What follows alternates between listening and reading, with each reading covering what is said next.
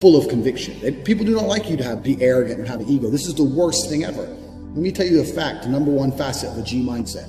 Your life is never going to be worse if you walk through the world believing you are the fucking man. You wake up, you look in the mirror and go, I'm the fucking man. I am the man. There's no one on this planet who can do shit I couldn't do if I put my mind to it. I don't give a fuck how good you are at piano. If I decide to play piano, I would be better than you at piano. And I believe that. I don't just say these things, I fucking believe them. And when you go through life believing you really, really are the man, there are very few downsides.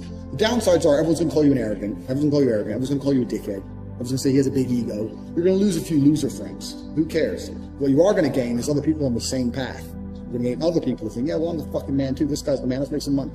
That's what's gonna happen.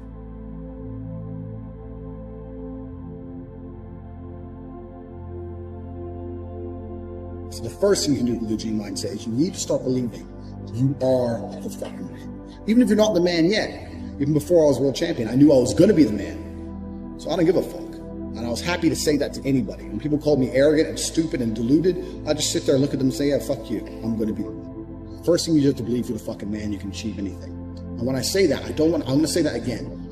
You have to believe you're the fucking man, and you have to believe you can achieve anything. I'm not saying you can achieve anything easily. I'm not saying it's not going to take a whole bunch of work. I'm not saying it's going to happen quickly, but you have to believe you can achieve anything. I'll tell you something now, I don't give a fuck to be an astronaut. I don't care about climbing Mount Everest. You give me enough time to train, I will get it done. I know that for a fact because I know who I am as a man. That's the first thing. The second thing is, you need to be perspicacious. You need to understand that in this world, there's a whole bunch of people doing amazing shit that you are not doing. And that needs to piss you off. Because it pisses you off, you become motivated all of a sudden. I was the only one who was pissed off when that Aston Martin was next to me and had my sales job. I was the only one who was pissed off when I saw that Ferrari drive past. Other people were not annoyed by it. And they're not annoyed by it, they're not driven to beat it. You understand? They're not driven to be where that person was. You need to be annoyed, and I'm telling you to be angry. Anger is a fantastic force. Like I said, the world tells you not to be arrogant, it tells you not to be angry. It's two things it tells you to do. Don't be arrogant, don't have an ego, and you don't have anger. You're a fucking man. You're a full-grown man. It's perfectly fine for you to be pissed off. It's perfectly fine for you to look around at your life, look at the girl you're fucking, look at the house you live in, look at the car you drive, and get pissed off and go, you know what, I want a hotter bitch. I want a fucking nicer house, and I want a faster car. There's nothing wrong if you take that anger and you direct it in the correct direction. This is the reason I stopped fighting now. People go, why do you stop fighting? Because I fought and I went through hell to get everything I now have. I had nothing when I fought. I had nothing. And I wanted the life I now have. Now I wake up in one of my 3 mansions with one of my 7 supercars, with one of my 15 women. What do I need to fight for? Like, people have different motivations for different things. Some fighters out there, you fight for other reasons. You know? My motivation was I was pissed off at the world. And now I'm not as angry as I used to be, so I don't believe I'm as good a fighter as I used to be. I'll still whoop some ass, but I'm not as good as I used to be. So that's why I decided to retire early. But this is the second thing. First thing, believe you're the man. Second thing, you need to get angry about your situation. And you don't own the home you're in, get pissed off. If there ain't a Ferrari on your drive, get pissed off. If you don't have 10 Playboy Bunny level beauties, get pissed off. And well, what the fuck? You need to sit there and realize, whoa. I have a few years of consciousness. And even less than that, I have a few short years as a young man, because age will damage you. I mean, if you're a millionaire when you're 60, it's not nearly as good as being a millionaire at my age. I became a millionaire at 28. So you need to realize you've got a few short years as a young man, you're fucking wasting it. You need to sit there and go, fuck, shit, get angry. Because getting angry, forced, directed anger is an extremely powerful force. These are the first 2 things you can do for achievement. Only person who gives a shit about your life truly is you. And if you don't give a shit, then you're fucked. But point 2, get angry, you're going to start giving a shit very soon. And after you get angry, you need to realize that nobody is going to give you the things you want. It doesn't matter if Donald Trump is president or not. You use Trump for him, but it doesn't make a difference. No politician is going to make you rich. No one else is going to come along and say, I'm going to concentrate my effort on fixing your life. Nobody. You have to understand you're out here alone, absolutely alone. When you understand these 3 things, you start to see how a mindset comes together. Nobody's going to save you. You're fucked. It's totally down to you. Pissed off with your current situation and you want to change it. plus you believe you can do absolutely anything. This is how I thought at 18 years old. Because at a very young age, when I had my prime resource of energy and power at 18, 19 years old, I understood those 3 tenets. I believe I can do anything. I'm pissed off I don't have the life I want. And nobody else is going to give it to me. These are 3 things you need to understand. If any one of these elements is missing, you'll never have the right mindset. The G mindset will never formulate if any one of these elements is missing. All 3 are absolutely essential. And the sooner you get your act together, the sooner you start to panic and worry and be concerned that you're 24, 25, you're not fucking rich yet. There's 24 and 25-year-olds out there who got a contract for a fucking NBA with their parents, or they won the lottery, who knows what. There's 24 and 25-year-olds out there who are multimillionaires fucking the hot models. These Instagram girls with 3 million followers, they're getting dicked by someone and it ain't you. And that needs to piss you off. You need to get concerned, you get worried, shit, I'm running out of time. You need to get some urgency in your life. Put these 3 things together is absolutely essential. It's the beginning of the G mindset. When you have these 3 things totally done, I'll tell you what happens. I'll tell you what happened for me. So I became a sayer. So my brother used to say, you've become a sayer. And what that means is I made a pact to him that my word was unbreakable, strength and honor. And that if I said something, I meant it.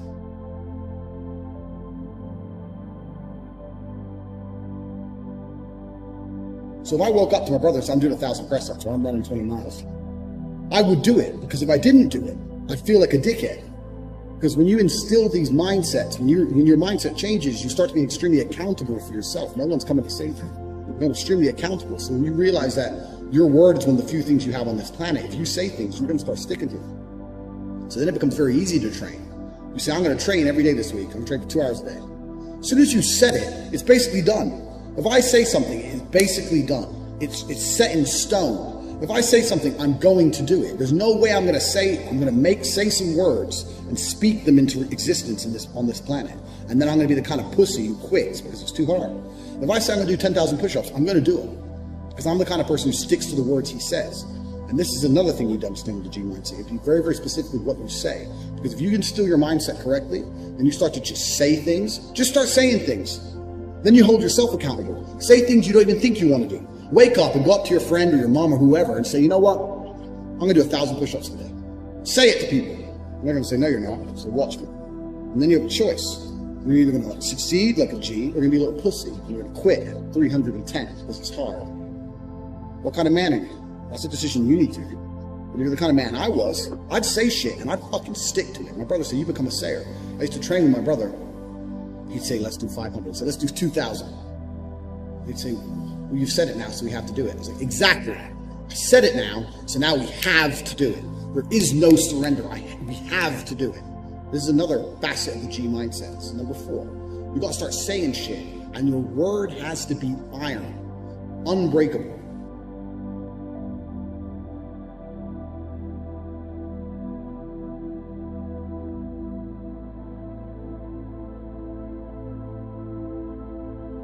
I can never be depressed if I never slow down. Speed is extremely important. Speed defies gravity. How does a plane fly through the air and defy gravity? Speed. It's moving too fast to fall. If you're always attacking life, if you're always doing things, if you're always making more money, if you're always traveling the world, doing this, doing that, new car, here, there, new podcast, meeting James English, boom, boom, boom. If you're always doing things all the time, unhappiness can't catch you. But I also know that speed is a fantastic way to be happy all the time. I'm always looking forward to something. I wake up every day excited. I'll go do this today. I'll go do this today. I'll go do this today. And I very much live my life in a frame of, not I have to do this. It's very much I get to do this. We don't live in the real world. We are living in a reality where we're told stories and narratives that aren't true, where they try very hard to distract us with garbage. Rihanna. I have nothing against Rihanna. Like, I don't know her. But when I see a concert and I see hundreds of thousands of peons standing amongst peons. What are they? Peons is the people who go to these concerts. Right. Peon means peasant. Standing at, because This is an education in language. no, but they are peasants because they're acting in a peasant way. They're acting like peasants. Hundreds of thousands of people in a crowd looking up at somebody like they're God. Jumping up and down for hours on end. You're a peasant. You're a peasant. And your life's shit. and you have no achievements, no money, you're depressed, but you're distracted. I am a feared competitor in anything I do. Anyone who's up against me at anything is going to feel a degree of nervousness just because it's me. It doesn't matter what it is. If you say, look, you're going to go learn how to play piano, and you're going to play against someone else who's never played piano, and you're going to learn, and that guy's Andrew Tate. You're going to be like, oh, for fuck's sake. I can't even play piano. But part of them is going to be like, oh, not Tate. Even though I have no piano experience, because they just know me. They know my mindset. They know my determination. They know I'm stubborn. They know I don't quit. They know I'm going to win. That's just who I am. So I've constructed a mental model that allows me to be competent and to always succeed. And that's how I've come to the conclusions I've come to. And I truly, once again, don't understand how people go through the world with any other mental model. I get asked all the time, well, what do you feel? Or what about happiness or depression? That doesn't even, how I feel doesn't cross my mind. I don't know how else to explain it. There are days where I'm pissed off or sad or happy. It doesn't cross my mind. It's just like, I woke up, whatever mood I happen to be in, I have things I need to do. It's a busy day. Zuby's here soon. I need to go training before he gets here. I had a meeting with the bank at 7:15 a.m. I have shit to do. Like, I didn't cross my mind if I was happy, sad, excited. I just had to work. There's very few things in this life we actually have any control over. Let me tell you the fact, the number one facet. With G mindset, your life is never going to be worse. If you walk through the world believing you are the man, you wake up and look in the mirror and go, I am the man. I am the man. There's no one on this planet who can do. I couldn't do if I put my mind to it. There's another thing that a lot of people make a mistake with when I talk to them, like, I have to go to work today. Change your language. I get to go to work today. Imagine you had no job. Be worse, right? Because otherwise you wouldn't be working. So you get to go to work. I have to fix the car. At least you have a car. You get to fix your car. Most people don't got one. I have to go get the kids. You get to go get the kids because you have these beautiful children who love you. You understand? People's, even their own language is wrong. The world can be framed. Maybe I'm completely crazy. Maybe I'm full of shit, like you said. Maybe I am. But the frames I've installed in my mind are all beneficial to me. So if that makes me crazy and full of shit, good. Because I can't become depressed. So you can sit there and tell me I'm full of shit while you're depressed, and I'm happy. And I would never want to adopt the thinking of a depressed person. They've distracted you with this idol, whoever it happens to be.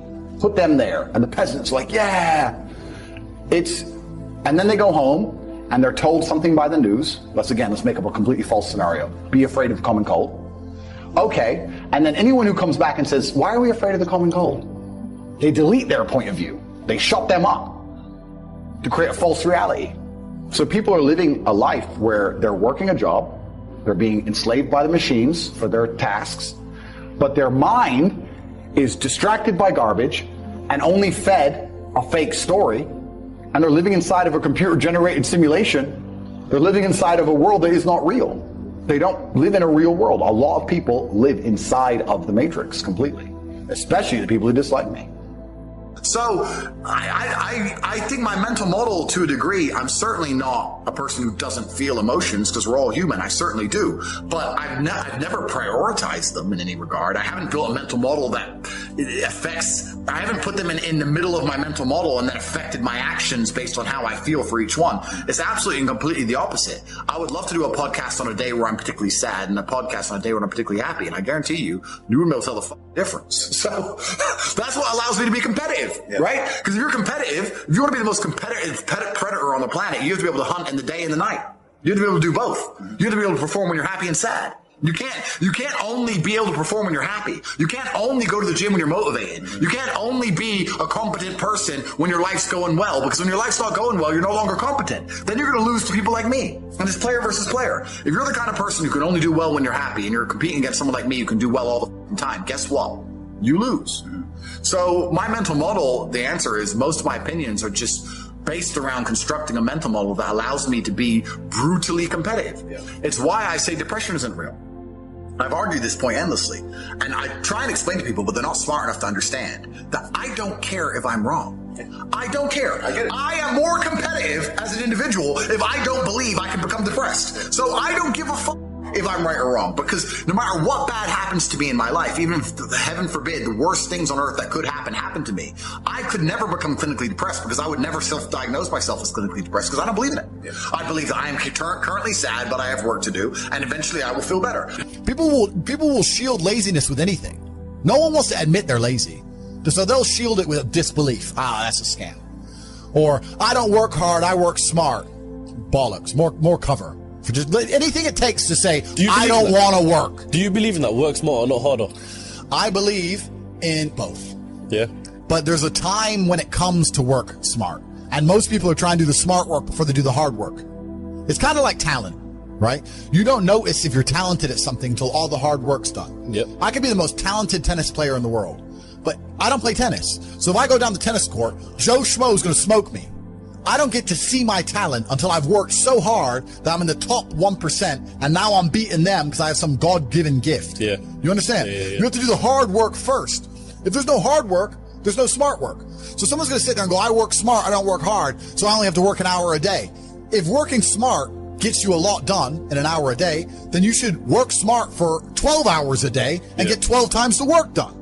I will never get to a point of absolute desperation and kill myself, because I'm never going to get to a point of hopelessness, because I don't believe in the idea of hopelessness. You cannot try and make me adopt thinking that will reduce my competitiveness as an individual. So I don't give a f if I'm wrong. I don't believe in it. That's it. End of story. So I don't believe in things that take power away from me. I don't believe in things that make me less competitive, and I don't adopt mental models that make me less competitive. Every single mental model I have are the most efficient ones I could find. They're the mental model I found that if I adopt, I become a more fearsome predator. That's it. So this is how I've come to all of my conclusions as an individual.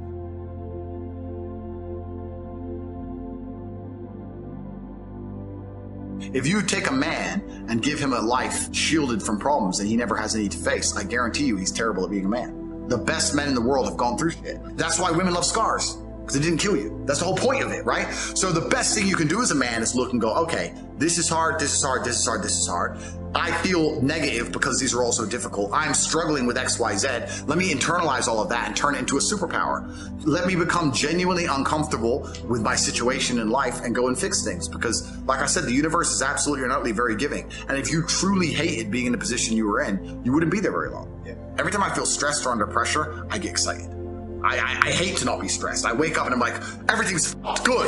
Yes. Like, that's just how I am, right? It's how you look at the problems and how you use them to fuel you. So the question was, what's the problem for the average man today? What's the biggest problem? I think there's a whole host of problems. But what you have to do is frame it inside of your mind and understand that all of those problems are going to allow you, give you the fuel, the unlimited motivation that you need to become a successful and beautiful individual if you frame it in the right way. The biggest problem that men face isn't the problems themselves. It's just a way they've been taught to mentally frame issues. People think when bad things happen to them that somehow they're a victim to the universe and bad things only happen to me and this is so terrible. They don't understand that bad things happen to everybody, and the most successful person you know had all those, maybe even worse, at least the same bad things happened to them. They just framed it differently and used it. That's the difference. So I don't pray for an easy life. I pray for a life of difficulty that allows me to become a better and better person. I pray to become more competent to handle problems. I pray to put myself in a position where if the mass media machine attempts its very best to destroy my life, I can laugh and smile from my villa in Dubai. This is who I pray to become. I don't pray that nobody hurts me. I pray to be able to fight. So it's a different mentality. I think a lot of people build their mindsets around trying to feel good. People who want to ignore the idea of personal responsibility or self-accountability because they feel better if they pretend it's not a real thing. They feel better if they pretend everything's someone else's fault. A lot of people's mental model and how they view the world is based around them feeling as good as possible. So people are basing their mindsets around trying to feel good. I have always tried to base my mindset around absolute competence regardless of how I feel. And there are certainly disadvantages to that. There are times you're going to be a lot more pessimistic, or you're going to be a lot more stressed, or a lot more, pissed off about certain things than others. Yeah, that can be seen as a downside. But like I said, I use all of those things for unlimited motivation to propel my endless upward trajectory. But if you construct a mindset that allows you to be as competent as possible, as opposed to feel any different or feel better, then you're going to naturally come to the conclusions I've come to. You're as competent as possible if you believe you can affect absolutely everything about your life. You're as competent as possible if you believe absolutely everything that's happened to you, whether good or bad, is completely your fault. You're as competent as possible if you believe the bad things that happen to you are going to allow you to work harder and become even better. When bad things happen to me, the first thing out of my mouth is good. Good. Andrew, they took $10 million out of the bank because they canceled you. Good. Good. That's just my response. Good. Andrew, this happened. Good. Good, good. Now I'm really pissed. Good. This mindset I've constructed allows me to be as fearsome a competitor as possible. It allows me to be a feared opponent in any realm of human endeavor, and that's the point of a mindset. Why would you have a mental model or a mentality that made you anything less? In the ultra competitive world that we've just discussing that everybody wants the things you have, why would you absorb information or construct a mental model that doesn't allow you to be as competitive as possible? I am a feared competitor in anything I do. Anyone who's up against me at anything is going to feel a degree of nervousness just because it's me. It doesn't matter what it is. If you say, look, you're going to go learn how to play piano and you're going to play against someone else who's never played piano and you're going to learn, and that guy's Andrew Tate, you're going to be like, oh, for fuck's sake. I can't even play piano. But part of them is going to be like, oh, not Tate. Even though I have no piano experience, because they just know me. They know my mindset. They know my determination. They know I'm stubborn. They know I don't quit. They know I'm going to win. That's just who I am. So I've constructed a mental model that allows me to be competent and to always succeed. And that's how I've come to the conclusions I've come to. And I truly, once again, don't understand how people go through the world with any other mental model. I get asked all the time, but what do you feel? Or what about happiness or depression? That doesn't even, how I feel doesn't cross my mind. I don't know how else to explain it. There are days where I'm pissed off or sad or happy. It doesn't cross my mind. It's just like, I woke up, whatever mood I happen to be in, I have things I need to do. It's a busy day. Zuby's here soon. I need to go training before he gets here. I had a meeting with the bank at 7:15 a.m. I have shit to do. I didn't cross my mind if I was happy, sad, excited. I just had to work. So I think my mental model, to a degree, I'm certainly not a person who doesn't feel emotions, because we're all human. I certainly do. But I've never prioritized them in any regard. I haven't built a mental model that affects, I haven't put them in the middle of my mental model and then affected my actions based on how I feel for each one. It's absolutely and completely the opposite. I would love to do a podcast on a day where I'm particularly sad and a podcast on a day where I'm particularly happy, and I guarantee you wouldn't be able to tell the difference. So that's what allows me to be competitive, right? Because if you're competitive, if you want to be the most competitive predator on the planet, you have to be able to hunt in the day and the night. You have to be able to do both. You have to be able to perform when you're happy and sad. You can't only be able to perform when you're happy. You can't only go to the gym when you're motivated. You can't only be a competent person when your life's going well, because when your life's not going well, you're no longer competent. Then you're going to lose to people like me. And it's player versus player. If you're the kind of person who can only do well when you're happy and you're competing against someone like me who can do well all the time, guess what? You lose. So my mental model, the answer is most of my opinions are just based around constructing a mental model that allows me to be brutally competitive. It's why I say depression isn't real. I've argued this point endlessly, and I try and explain to people, but they're not smart enough to understand that I don't care if I'm wrong. I don't care. I am more competitive as an individual if I don't believe I can become depressed. So I don't give a fuck if I'm right or wrong, because no matter what bad happens to me in my life, even if, heaven forbid, the worst things on earth that could happen to me, I could never become clinically depressed, because I would never self-diagnose myself as clinically depressed, because I don't believe in it. I believe that I am currently sad, but I have work to do, and eventually I will feel better. I will never get to a point of absolute desperation and kill myself, because I'm never going to get to a point of hopelessness, because I don't believe in the idea of hopelessness. You cannot try and make me adopt thinking that will reduce my competitiveness as an individual. So I don't give a f if I'm wrong. I don't believe in it. That's it. End of story. So I don't believe in things that take power away from me. I don't believe in things that make me less competitive, and I don't adopt mental models that make me less competitive. Every single mental model I have are the most efficient ones I could find. To the mental model I found that if I adopt, I become a more fearsome predator. That's it. So this is how I've come to all of my conclusions as an individual.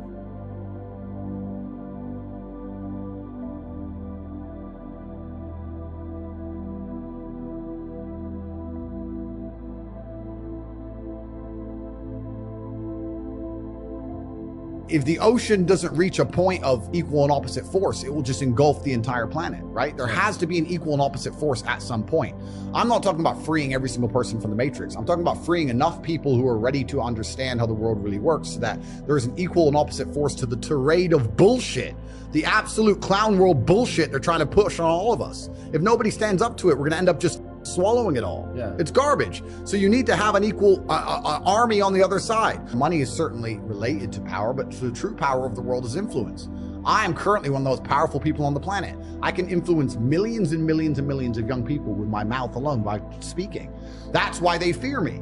And every single thing that's happening in the world today, whether it's a pitched battle, all of it is done with the goal of exerting influence on your mind. They're trying to control what you think. They're trying to control why you think it, why you believe it. They're trying to convince you that they haven't even put propaganda into your mind. And it's all a battle for influence. That's all this has ever been. Most people are not smart enough. Most people are not intelligent enough to self-analyze and defrag their own brains and understand they're being programmed. You didn't like me, for example. I don't like Andrew Tate. Why? Well, they told me not to like him. Who told me? Well, these people. Do they care about me? No. Most people don't get an opinion and break down where it even comes from. They just get an opinion and they defend it. And you'll see people arguing and fighting in the street over opinions they don't even know where they've come from in the first place.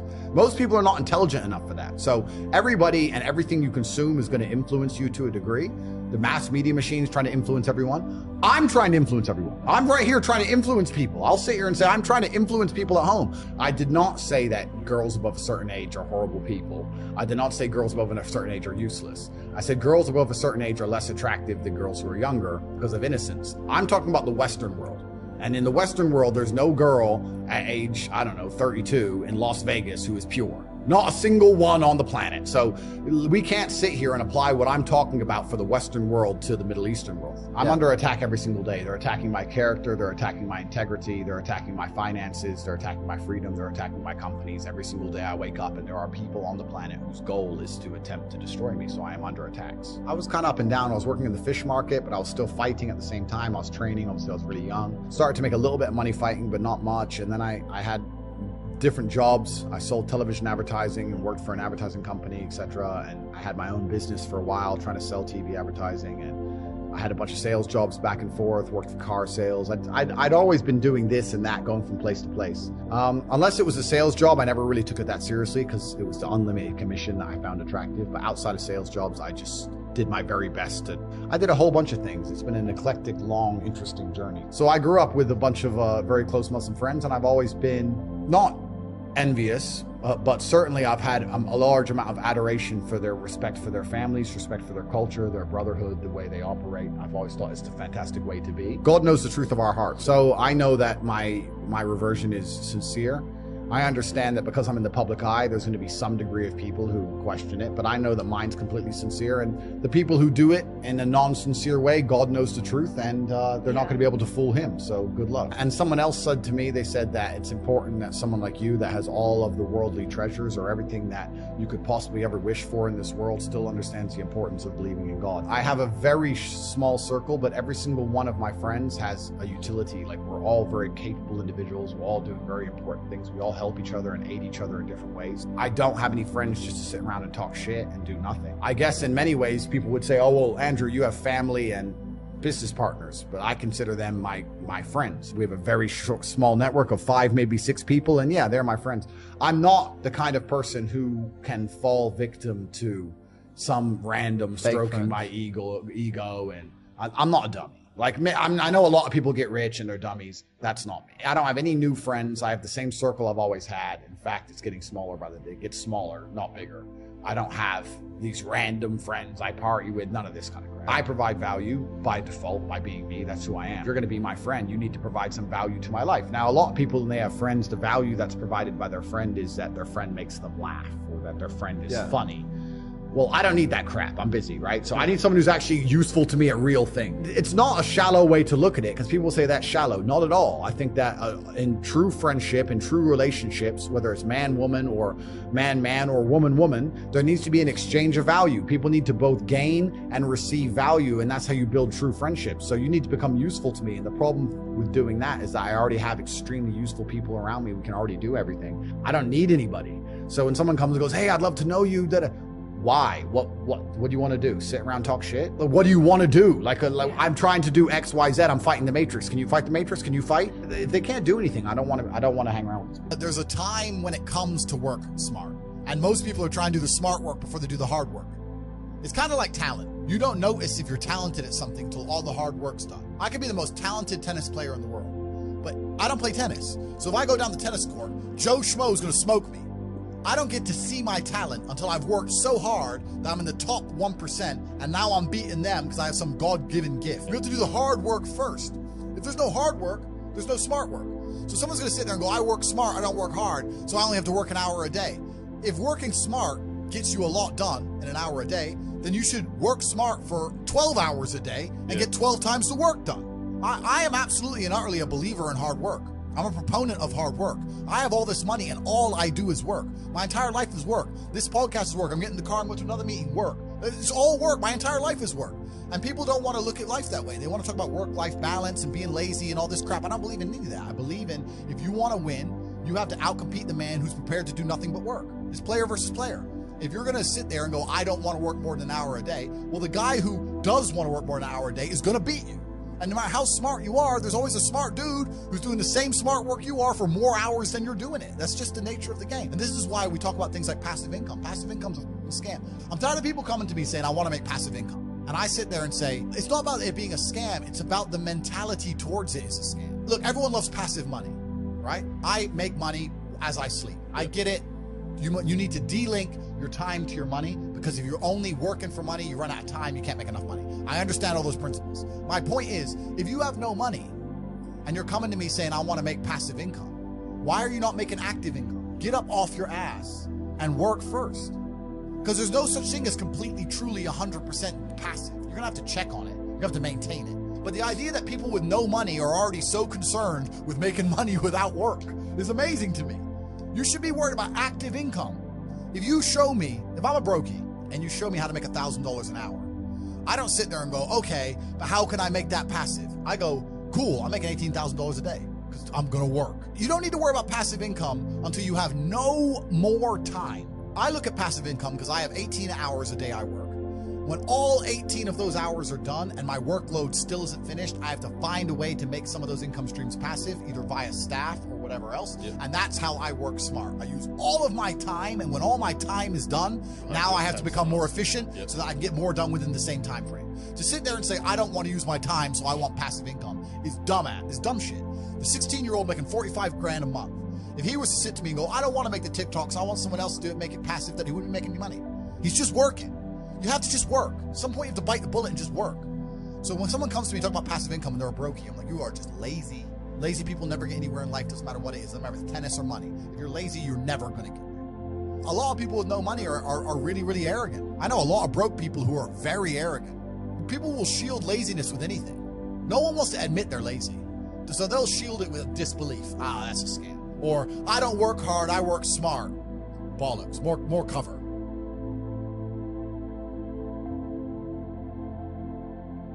How do you be successful as a man? We'll talk about it. First thing, you need freedom, because you ain't a man if you're not free. And you may sit there and go, I'm not a slave, I get paid really well. Listen, the slaves got free food and free shelter in exchange for work. Now all they've done is got rid of the food and shelter deal, give you dollars, which you spend on food and shelter, and you basically have nothing left. So you're still a fucking slave. So first thing you need is freedom.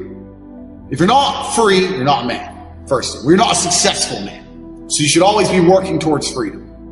And I mean freedom with your time. Do what you want. Freedom with your location. Go where you want. There's a riot. Cool. Go in Tokyo. See you later. Bye. Going to Australia. See you later. Bye. Freedom, one thing. The next thing that constitutes success as a man is your network. Who are you talking to? Who are these people? Who will answer your phone calls? Listen, I got 2 phones. Identical, almost. Twins. I got 2 phones right here. And I can call one of many multi-millionaires. And when they see my name, they're going to pick up the phone. They're going to be like, oh, shit, Tate. Oh, wait, guys, wait. They're going to stop their conversation and be like, whoa, fuck, Tate wants. What's up, Tate? Because they know I don't call for no bullshit. They'll be like, fuck. Money phones ringing. So I can call multi-millionaires right now. I can have the best idea in the world. I can call a bunch of multi-millionaires right now and say, look, I need 100 mil. Here's my idea. Boom, boom, boom, boom, boom. We can make something happen. You can't do that. I can do that. Freedom, network. And then you get into the aesthetics of life. For people to view you as successful, you need good body language. You need physical presence. A man who's not dangerous, a man who has no physicality, it will never be seen as successful. Oh, I'm successful, I'm rich, and yeah, but I'll break your neck. Look how big my hand is. I'm gonna grab you by your neck and choke you till you die. Who's successful now? I'm breathing and you're not, so I'm more successful than you. You can't be a little bitch.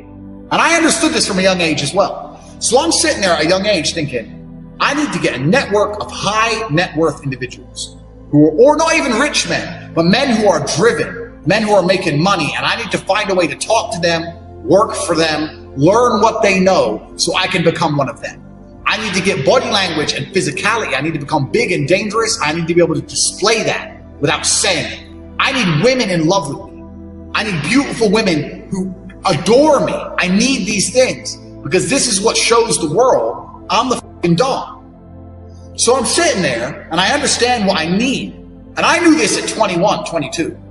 A lot of you people are older than this. You're older than I was. And I'm telling you something. You're sitting there going, yeah, didn't even cross your motherfucking mind. You've been too busy jerking off to Pornhub and not thinking about what you actually need to do to be successful in this life. So these are the things you need to be a high value man. Because if you have all those things and then you get some money and you have geographical and time freedom, you're now genuinely successful. Your mentality is heavily linked to your reality. And the fact that most people have such weak mindsets comes from the fact that they have a weak life, a weak body, a weak social circle, a weak network, a weak bank account, a weak relationship. And then their mind is weak. Well, of course. Whereas if you had a group of soldiers around you, men who were dedicated, who would ride or die with you, if you were strong, if your woman would never leave you no matter what because she idolizes you, then your mentality would be strong. Your mind would be strong by extension. So if someone comes to me and goes, I doubt myself, I usually look at them and go, yeah, I understand why. You're a little fat piece of shit and you're stupid. Of course you do. Hey, Andrew, so how do I get like a six-pack quick? What's the fastest way to get a six-pack? Why does it have to be quick? Why does it have to be easy? Why do you think life is all quick and easy? Why can't it be hard and difficult? Why can't you suffer?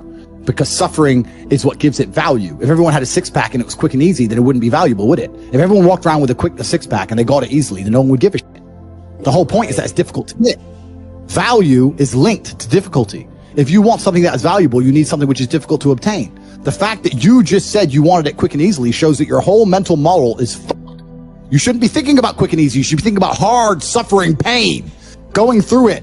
That's what you should be thinking about. This is going to be hard, but I'm going to do it anyway. Because when it is done, then everyone's going to know that I went through something difficult. Why do you want it to be quick and easy? Success is the most overused word. Because we talk about success. Oh, this guy, he's really successful. Not these motherfuckers ain't successful. So let's say I'm working at a company. Yeah, I'm the big boss. Let's say I'm a guy. I go college. I go university. I go to this company. I work. I become a manager. I'm on $150,000 a year. I got a company BMW, and I wear a suit, and everyone at my job does as I say. By all measures, I'm a success now. But here's the truth. When I leave that company, no one gives a fuck about me. I'm a nobody outside of that one building where I'm a little bit important. My wife doesn't want to suck my dick because I'm fat, because I didn't have time to train, so all I did was work. I got a BMW. I know hoes with BMWs. BMW, I didn't even consider that a car. BMW, that's not a luxury car. That's fucking basic. I'm pushing supercars. You're a nobody. You're not successful for shit. Success for a man actually comes in many realms. It's actually nothing to do with being good at your job. Having money, yeah. You don't have to be good at your job to have money. Depression is the ultimate motivation. Oh, so you're depressed. Okay, so you come along to me and you tell me you're depressed. I expect to see a huge list of what you're achieving per day. If you're unhappy with your life and you're depressed, I don't expect you to be popping pills and sitting late in bed. I expect you to give me a huge list of everything you're achieving per day. Depression's a fantastic motivation. You know, but people are told the opposite. No, you feel depressed, that's wrong. You should be happy anyway. Take the pills, stay home, take some time off. Complete garbage. You're depressed? Okay, get up, go for a run, lift more weights, make more money, get a second job, get more girls. Like, you can outrun depression. I'm a man who's always believed, and I think every man understands this, action over inaction. And I think it was General Patton who said, a good plan today is better than a perfect plan tomorrow. You got to do something, and you got to do something fast. Yeah. You're just sitting around talking about it and hoping for things to get better. Has never, I don't know about you gentlemen, but every time I ran out of money in my bank and I thought I'm going to sit around and hope for something to come, it never really worked out. Right. It never worked out. You know, it's like you can't be sitting around waiting for things to happen to you. Also, I think, especially in the West, a lot of people's problems are all in their mind. And I'm not saying that mental conditions aren't real, because absolutely some are. But I try and explain to people, look, if the only thing on the planet you have genuine control over is your state of mind. Like, you can't even control your health. You might get hit by lightning. You can't control other people. You can't control the weather. You can't control anything. The only thing you can affect in genuine real time is how you feel in your head. If someone comes to me and goes, oh, I get really shy and anxious, I'll say, so? Right. Not, oh, okay, that must be horrible. No, so? Do it anyway. Yeah, but I'm shy. I don't care. No one cares. The whole world doesn't care. Nobody cares. Go. If you could drop dead tomorrow, the world wouldn't care. The sun's still going to rise. People are still going to go to work. So you're going to sit here and worry about speaking? When people come to me and say, I'm not happy, I say, why should you be happy? And we're all adults here. This infantile mindset that we're all supposed to be like we were when we were 3 years old, and oh, something shiny, laugh all the time, run around in circles. We're grown-ups and we have responsibilities and we have problems and we have pressure, and you don't necessarily have to be happy to perform, especially if you're a man. Like women have this, I guess to a degree, they're born lucky. Women have this mindset where people expect women to be happy. Women need to be happy. But as a man, you have a burden of performance. As a man, you shouldn't be waking up going, how do I get happy? There are 4 main ways to getting money. You either trade your time for money. You trade information for money. You give a product or a service for money. Or you put something to work for money. I'll say that again. We're going to go through them one by one. These are the main ways that money will arrive in your bank account. Remember what I just told you guys, the 4 main things about cash, how it works, how you gotta attack it, identify where it's moving, etc. These are the 4 main ways money is made. First is time for money. Now this is what most jobs are. And there's nothing wrong with the job.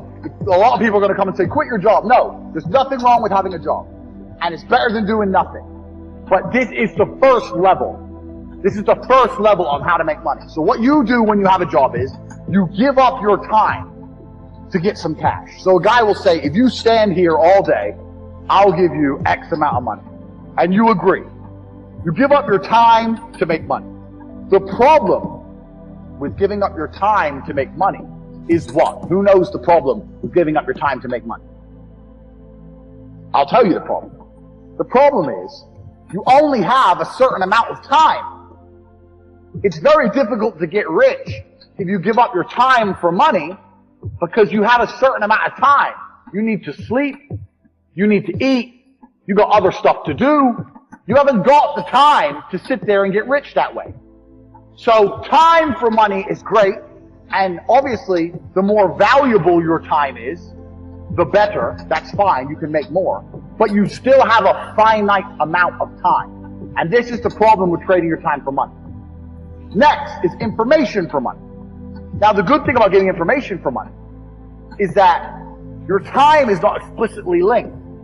So if you do something like a video giving information, that one video, you can film it one time, but it can be given out or sold 1,000,000 times, and you get paid every single time. But your time is no longer linked to the money. So a lot of people make money purely on information. And it can be done lots of ways. It can be done with what I'm doing right now. I'm making money based on what I know right now. I am selling information to you people. I know information and I'm providing it. There are also high-level consultants who do the same thing. Information is valuable. We live in the age of information. Another thing I guys want you to write down your notes. Some of the 2 most important things in the world today are information and attention. If you have information and you can get attention, you will be rich. Because if you can get attention, people are going to pay attention to you. And if you have information to give them, you're going to be rich. This webinar is an example of how me, a person who can attract attention, who has information, can make money. So information for money is better than time for money. Now, every single person sitting here, there must be something you know. You know something. You know something others don't know. It doesn't matter if it's how to play guitar, Doesn't matter if it's how to play piano. Doesn't matter if it's how to fix a car. Doesn't matter what it is. You must have some information that other people find useful. That information can be weaponized and it can be turned into money. We're going to get into how to do that later, but it's not actually very complicated. You need to garner attention. You need to produce the videos or the subject material or the PDFs or whatever you want to do. Explain to people what you know. You need to establish credibility so they understand that they can trust you and they will pay for your information. This is another way to get money, information. So keep that in mind, write that down. Because when you write down your piece of paper information, you also need to sit and think, what do I know that other people don't know? So there must be something you know, and that information is valuable. You have to convince people it's valuable and to come and buy it from you. Next, this is what most businesses do. They provide a product or a service for money. Now this is different from information, because even though if you provide a service, you have information. Let's say you fix cars. You know how to fix cars. You have that information. But you're not selling the information. You're selling the service, which is different. The information would be selling me a book on how to fix my own car. The service is coming here and to fix it for me. So a product or service selling for money. This is very, very simple. This is what most businesses do. They get a product or a service and they sell it for a markup. Now, this is the way that most mega businesses make money, but in the modern world, it's quite difficult to do. And it's difficult to do because most products and services are monopolized. They're monopolized because everyone's already selling everything. And we live in a global economy now. And there's no product you can think of that I can't go to Amazon.com and find cheaper from China, and they'll sell it at a 1 penny, maybe 2 penny markup. So the product route is getting harder unless you're very, very unique and you build a brand, which is something we're going to get into. The service is fine, but you know what the problem with service is? Service is once again linked to your time. If you're providing a service, you're still giving up your time for money. Do you understand? So the product angle is difficult, the service angle is difficult, the time angle is difficult. So far, the only angle we have will allow you to make money scalable out and beyond is information for money. Next, putting something else to do the work for you. Now this is what corporations and the mega rich people do. They either get people to work for them or they get their money to work for them. So to keep their time free, they make other people or other things give up their time. So a company will come along, let's look at the slides. A company will come along with a service. It will advertise its service. It will then hire people, number one. It will get people to work for them. And then those people will give up their time in exchange for a wage, give up their time in exchange for a wage, and the company will keep money. So the owner of that company, although he has to manage things, his time is not explicitly linked to income. Now the super wealthy, what the super wealthy people do is, they get their money to work for them. And if your money works for you, it's even better than people, because people need to be managed a lot more than money. Your money doesn't need to be managed. Money just works. So if you have millions of dollars and you put them in a 10%, you can get a 10% return, or even a 3% return. You're going to be rich on the interest without doing anything. So making your money make you money is great, but you can only live off this money if you already have a lot of money. So let's go back through and analyze.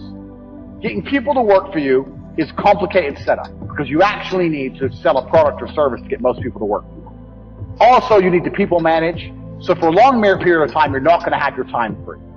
This is the first thing. Second thing, getting your money to work for you, you need a lot of money to live off the work your money does. You need a lot of money to get this to happen. Most people don't have enough money to put their money to work to live off it. Now, you still should put your money to work. I want to talk about that. You can't live off your money working. I can never be depressed if I never slow down. Speed is extremely important. Speed defies gravity. How does a plane fly through the air and defy gravity? Speed. It's moving too fast to fall. If you're always attacking life, if you're always doing things, if you're always making more money, if you're always traveling the world, doing this, doing that, new car, here, there, new podcast, meeting James English, boom, boom, boom. You know, if you're always doing things all the time, unhappiness can't catch you. But I also know that speed is a fantastic way to be happy all the time. I'm always looking forward to something. I wake up every day excited. I'll go do this today. I'll go do this today. I'll go do this today. And I very much live my life in a frame of, not I have to do this. It's very much a I get to do this. There's another thing that a lot of people make a mistake with when I talk to them, like, I have to go to work today. Change your language. I get to go to work today. Imagine you had no job. It'd be worse, right? Because otherwise you wouldn't be working. So you get to go to work. I have to fix the car. At least you have a car. You get to fix your car. Most people don't got one. I have to go get the kids. You get to go get the kids because you have these beautiful children who love you. You understand? People's, even their own language is wrong. The world can be framed. Maybe I'm completely crazy. Maybe I'm full of shit, like you said. Maybe I am. But the frames I've installed in my mind are all beneficial to me. So if that makes me crazy and full of shit, good. Because I can't become depressed. So you can sit there and tell me I'm full of shit while you're depressed, and I'm happy. And I would never want to adopt the thinking of a depressed person. People will shield laziness with anything. No one wants to admit they're lazy. So they'll shield it with disbelief. That's a scam. Or, I don't work hard, I work smart. Bollocks. More cover. For just anything it takes to say, I don't want to work. Do you believe in that? Work smart or not harder? I believe in both. Yeah. But there's a time when it comes to work smart. And most people are trying to do the smart work before they do the hard work. It's kind of like talent, right? You don't notice if you're talented at something until all the hard work's done. Yep. I could be the most talented tennis player in the world, but I don't play tennis. So if I go down the tennis court, Joe Schmo is going to smoke me. I don't get to see my talent until I've worked so hard that I'm in the top 1%, and now I'm beating them because I have some God-given gift. Yeah. You understand? Yeah. You have to do the hard work first. If there's no hard work, there's no smart work. So someone's going to sit there and go, I work smart, I don't work hard, so I only have to work an hour a day. If working smart gets you a lot done in an hour a day, then you should work smart for 12 hours a day and get 12 times the work done. I am absolutely and utterly a believer in hard work. I'm a proponent of hard work. I have all this money and all I do is work. My entire life is work. This podcast is work. I'm getting in the car and going to another meeting, work. I want to go to the gym so I'm in good shape, work. It's all work. My entire life is work. And people don't want to look at life that way. They want to talk about work-life balance and being lazy and all this crap. I don't believe in any of that. I believe in, if you want to win, you have to outcompete the man who's prepared to do nothing but work. It's player versus player. If you're going to sit there and go, I don't want to work more than an hour a day, well, the guy who does want to work more than an hour a day is going to beat you. And no matter how smart you are, there's always a smart dude who's doing the same smart work you are for more hours than you're doing it. That's just the nature of the game. The way that humans work and the way that we've evolved as a species is that we don't really learn lessons unless they're learned the hard way. Yeah. I believe that unless a lesson is taught the hard way, you're not going to learn it. You can have so many near misses and people won't learn their lesson. Bro, you must know a guy who goes out there, nearly crashes his car, doesn't slow his ass down till he wrecks it. Yeah. Like, this is how people are, right? So you need that pain for the lesson to sting enough to really genuinely go inside of your mind. And it's the same with everything. It's the same with driving a car or business. Truthfully, if you want to learn a lesson about business, you're going to have to suffer at some point, right? So we always say that most people are not successful with their first companies, X, Y, Z, blah, blah, blah. I get that. The truth is, there's a lot of people who make a lot of money with their first company, but they just spunk it, act an idiot, and it all blows up in their face. And that's how you get the discipline on your fourth company, that when you have $3 million in the bank, you just leave it there. You know, and don't be done with it. So you need to go through some pain. You need to experience some negative things. You need to have to a degree some trauma to really even learn any lessons. So yeah, business studies, you're right. The book, that's not going to teach you anything about business. You need to get out there on the streets. You need to make mistakes. You need to suffer. You need to have the tax man knocking at your door. You got to deal with all that stuff so that you make sure it doesn't happen again. I really think that humans are stupid enough to only learn the hard way.